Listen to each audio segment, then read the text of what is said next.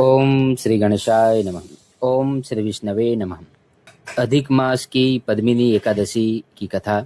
अधिक मास में पद्मिनी एकादशी का व्रत किया जाता है। इसे कमला एकादशी भी कहते हैं। यह 3 साल में एक बार आती है। पद्मिनी एकादशी व्रत कथा। युधिष्ठिर ने पूछा, पुरुषोत्तम मास की एकादशी की कथा कहिए, उसका क्या फल है और उसमें किस देवता का पूजन किया जाता है, किस दान का क्या पुण्य है, मनुष्यों को क्या करना चाहिए, उस समय कैसे स्नान किया जाता है, किस मंत्र का जप होता है, कैसी पूजन विधि बताई गई है। इस प्रकार युधिष्ठिर ने भगवान से अधिक मास के एकादशी के व्रत की कथा सुनने की प्रार्थना की। भगवान ने कथा सुनाई जो इस प्रकार है। हे भगवान, अब मैं श्री विष्णु के व्रतों में उत्तम व्रत का वर्णन कर रहा हूँ, जो सब पापों को हर लेने वाला और मनुष्यों की मनोवांछित फल देने वाला हो।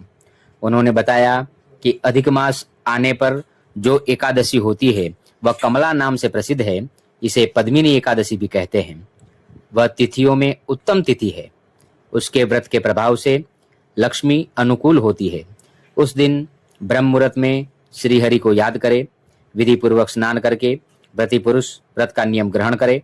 घर पर जप करने का 1 गुना, नदी के तट पर 2 गुना, गौशाला में सहस्त्र गुना, शिव के क्षेत्रों में, तीर्थों में, देवताओं के निकट और भगवान विष्णु के निकट अनंत गुना फल होता है। अवंतीपुरी में शिव शर्मा नामक एक श्रेष्ठ ब्राह्मण रहते थे। उनके 5 पुत्र थे। इनमें जो सबसे छोटा था वह पापाचारी हो गया, इसलिए पिता तथा स्वजनों ने उसे त्याग दिया। अपने बुरे कर्मों के कारण निर्वासित होकर वह बहुत दूर वन में चला गया। दैव योग से एक दिन वह तीर्थराज प्रयाग में जा पहुंचा।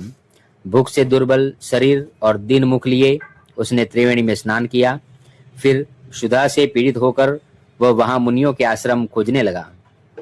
इतने में उसे वहां हरिमित्र मुनि का उत्तम आश्रम था। पुरुषोत्तम मास में वहां बहुत से लोग आए थे। आश्रम पर ब्राह्मणों के मुख से उसने कमला एकादशी की महिमा सुनी, जो परम पुण्यमयी तथा भोग और मोक्ष प्रदान करने वाली है।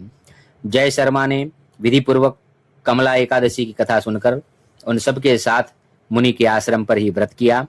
जब आधी रात हुई तो भगवती लक्ष्मी उसके पास आकर बोली, ब्राह्मण, कमला एकादशी के व्रत के प्रभाव से मैं तुम पर बहुत प्रसन्न हूँ और देवादिदेव श्री हरि की आज्ञा पाकर वैकुंठ धाम से आई हूँ। तुम्हें क्या वर चाहिए? ब्राह्मण बोला, माता लक्ष्मी, अगर आप प्रसन्न है तो वह व्रत बताएं जिसकी कथा वार्ता में साधु ब्राह्मण करते हैं। लक्ष्मी ने कहा, एकादशी का महात्म्य श्रोताओं के सुनने के लिए बहुत उत्तम है। इससे दुस्वप्न का नाश तथा पुण्य की प्राप्ति होती है, अतः इसका श्रवण करना चाहिए। उत्तम पुरुष श्रद्धा से युक्त हो, एक या आधे श्लोक का पाठ करने से भी करोड़ों पापों का नाश होता है और मनुष्य तत्काल मुक्त हो जाता है। जैसे मासों में पुरुषोत्तम मास, पक्षियों में गरुड़ तथा नदियों में गंगा श्रेष्ठ है, उसी प्रकार तिथियों में द्वादशी तिथि उत्तम है। समस्त देवता आज भी एकादशी व्रत के ही लोभ से ही भारतवर्ष में जन्म लेने की इच्छा रखते हैं। जो लोग मेरे प्रभु भगवान नारायण के नाम का सदा भक्तिपूर्वक जप करते हैं, उनकी ब्रह्मा आदि देवता सर्वदा पूजा करते हैं।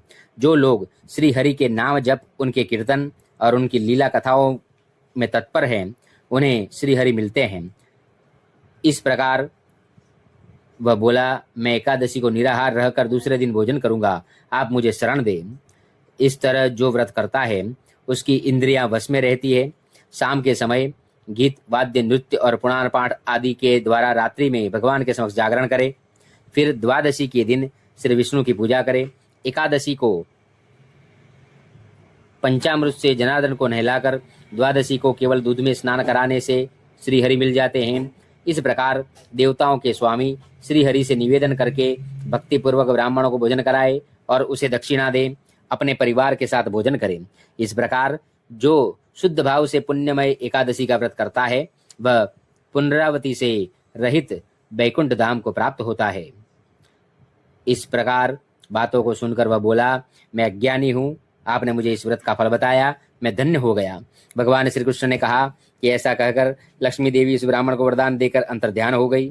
फिर वह ब्राह्मण भी धनी होकर पिता के घर पर आ गया। इस प्रकार जो कमला का उत्तम व्रत करता है तथा एकादशी के दिन इसका महात्म्य सुनता है, वह सब पापों से मुक्त हो जाता है। उस पर माँ लक्ष्मी की असीम कृपा रहती है।